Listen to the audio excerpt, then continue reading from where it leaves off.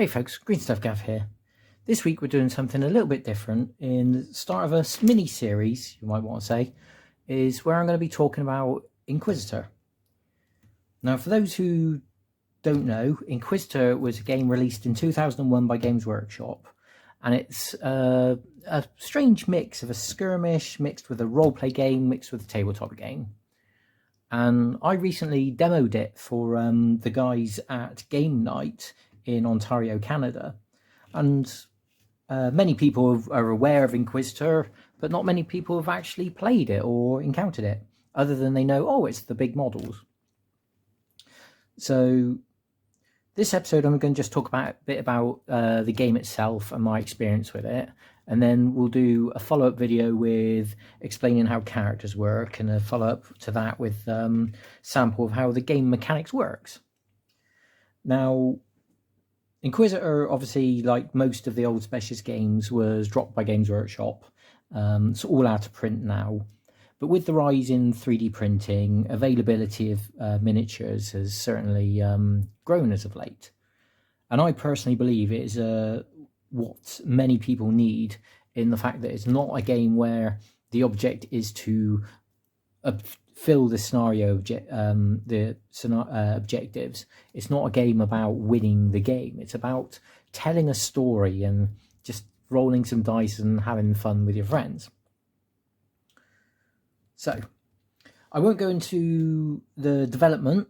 Precinct Omega did a fantastic interview with Gav Thorpe about Inquisitor's origins as a cowboy 54mm cowboy skirmish game, and how it developed into what it is today. Now, while GW has stopped all support, there are plenty of resources about whether the 28mm Inquisimunder crowd, the 28mm Ink crowd, which is a blend of the Inquisitor itself and other skirmish games. Inquisitor itself is still covered by the Conclave online forum, which started as an official GW message board and it sort of evolved into its own thing. And the game is still alive. The grand tournament was quite recent, held at Warhammer World. So, all that said, is what is Inquisitor? As we've said, Inquisitor is all about telling a story. It's this strange blend where you've got this big, impressive rulebook with loads of fluff, loads of story, loads of background, but the rules themselves seem quite intricate. You know, characteristic tests done on a D100, how the turn sequence works, in amongst all these fantastic pieces of artwork. Movement rates in yards. The funny thing that's I feel has been missed from the Inquisitor rulebook is this one's a bit damp. Is Inquisitor they've missed something here. Is the whole book is a guideline. This should not be used as, oh well, the rules say this rule works like this. It should all be used in association with a games master or the players themselves deciding how the story should progress, whether it's a full-on Firefly or a melee, or an intricate conversation trying to discuss terms. Inquisitor is more about what happens, and the rules are there so that you can get an idea of how to tell the story forward. And again, you're still moving miniatures about a board rather than, say, a traditional roleplay game where everything is held in the imagination. It's up to the GM to tell the story. In this, I feel, where the players are moving their own characters about and describing what their characters are doing, it's much more of a shared narrative. So again, we'll go into the way the rules work and all of that in a separate video, along with how to create characters and what all of these statistics mean. But for me, myself, I encountered Inquisitor quite late in its... I actually worked for Games Workshop back in the mid-2000s. So whereas this was released in the early 2000s. So I was very late coming to it. But for me is... So Inquisitor was based off 54mm miniatures, a larger scale. And I love working with the larger scale miniatures. It gives you such an opportunity for painting and converting. Although some of my early conversions were terrible, insert picture here,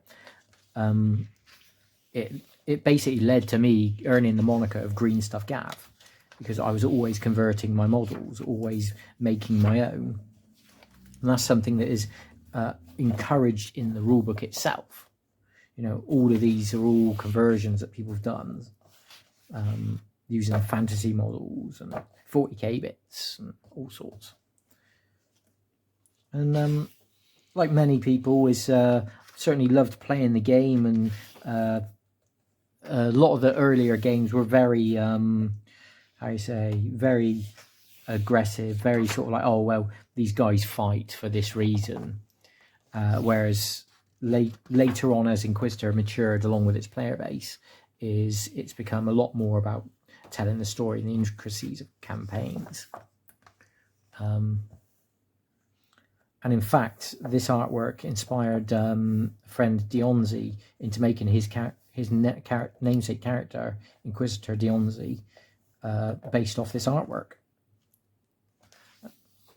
So, yeah, there's plenty to Inquisitor, and like I say, it's that strange blend where you get to push models around a table, roll some dice, but still get to do the roleplay aspect of it, set in the 40k universe. You're not dealing with Space Marines, you're not dealing with the Eldar Aspect Warriors, your Tau broadsides. This is more dealing with your rank and file, your normal humans. You know, your Inquisitors might be psychically or mechanically enhanced, but their warbands certainly won't be. You know, you've got your guard veterans, your chrono gladiators, demon hosts, but your toxic guardsmen.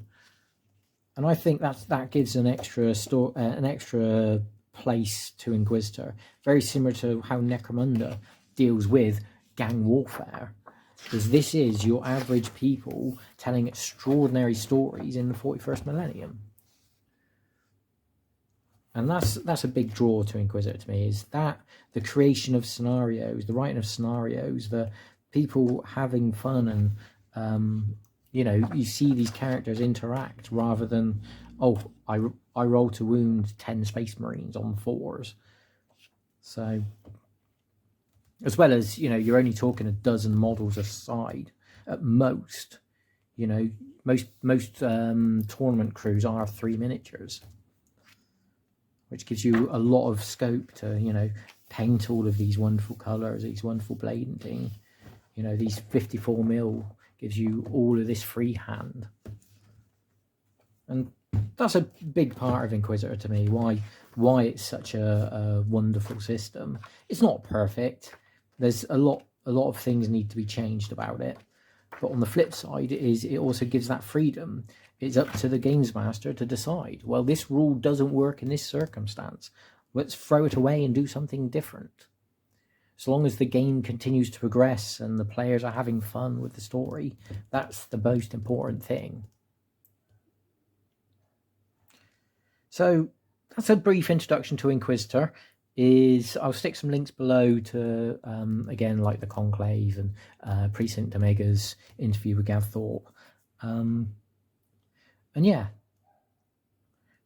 we'll go into sort of character development and how characters are created, or how I create characters, in the next episode. But thanks for watching, and as always, have fun.